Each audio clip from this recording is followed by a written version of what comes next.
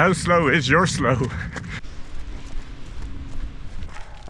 A little while ago, I made a video about slow running. And if you want to know why I do most of my training at a slow pace and what the potential benefits are, have a look at that video. Now, I got quite a few questions along the lines of how fast or at what pace should you be doing during a slow run? And the simple answer is it depends on you. But there are some methods that help you figure it out. So we're going to look at that in this video. But first, my question is, why does that rabbit have no pants? How do you even know if you're going slowly enough? How slow is slow?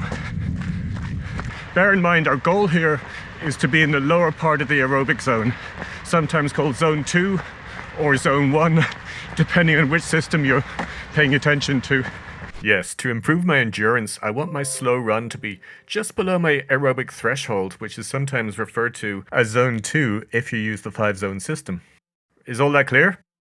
Okay, when we're at rest or doing low-intensity exercise, our body produces small amounts of lactate, but our body also removes that lactate as quickly as it's formed by combining it with oxygen. This means that the amount of lactate in our bloodstream remains fairly stable. It also means that as long as we remain at this level of exertion, we can keep going almost indefinitely. However, as our effort increases, eventually we come to a point where lactate starts to build up faster than it can be removed. This is called the first lactate threshold or the aerobic threshold.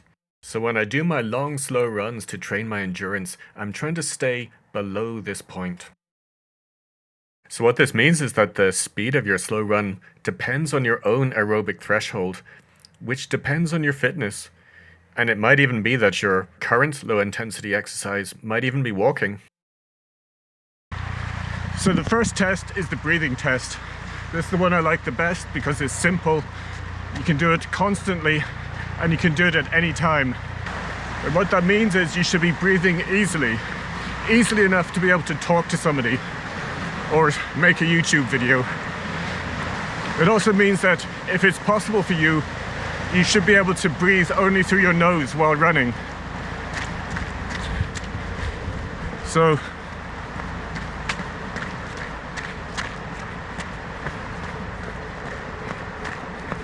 the point of the breathing test is that it shows that you have a lot of spare aerobic capacity and not breathing as hard as you could, which means that your body's demand for oxygen is fairly low, which means that you're in the lower part of the aerobic zone.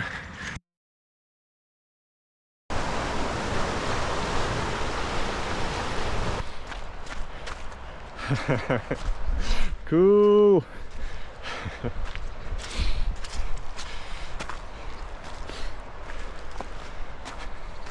The second test is called relative perceived effort, and that's entirely subjective, and we are all different. I love trail running. Relative perceived effort means that if your maximum effort is 10, then the feeling of your slow running, low intensity effort should be about 3 or 4.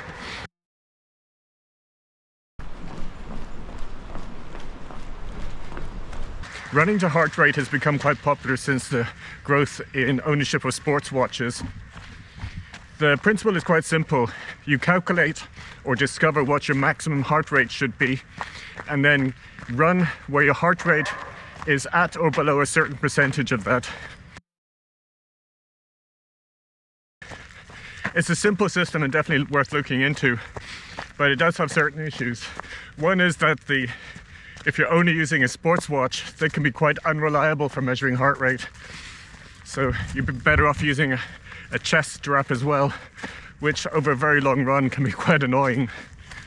Another issue is that what the optimum heart rate should be can vary quite a bit from one individual to the next. So a number like 65% of maximum heart rate, while it may be true for the population in general, will almost certainly never be fully true for one person compared to the next.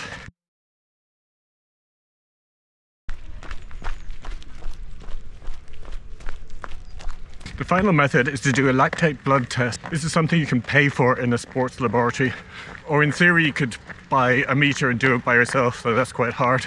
And then you take off that, and it exposes the needle. And then you've got to stick that needle.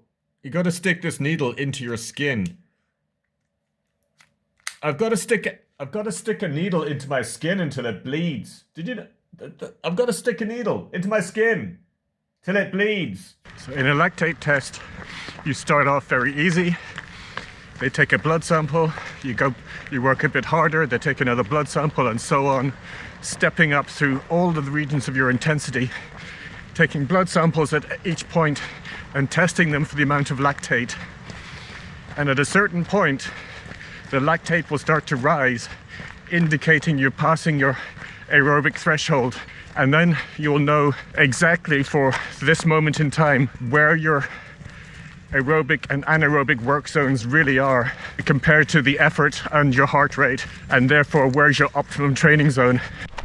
Now, having discussed these 4 methods, I decided to demonstrate them by testing them on myself, because I couldn't keep anybody else chained up for that length of time. Now, bear in mind that all of these are my numbers, and yours will be completely different. Looking at heart rate, my maximum heart rate is about 192. So if zone 2 is 60 to 70%, as some people suggest, that will put my range between 115 and 134 beats per minute, at a pace just below 7 minutes per kilometer. But then if I apply the breathing test, I can breathe through my nose up to 155 beats per minute, and a pace of 5.5 minutes per kilometer. But at that pace I'm feeling a bit strained, and it's well above my RPE, which I think tops out around 6 minutes per kilometer.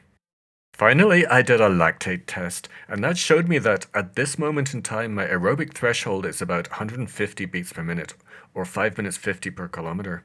Now, since I actually want to be somewhat below that, that seems to indicate that the combination of the breathing test with the RPE gives me a pretty good idea of where I should be. In heart rate terms, that would put me between 65 and 75% of maximum heart rate, which some sources do recommend. It was an interesting experiment, which I may repeat later as these things do change over time. And if I'm brave enough to face more needles in my finger. Like this! Ah. I hope you found that interesting, and if you see a man running around with bloody fingers, probably just stay away from him. And I'll see you out there.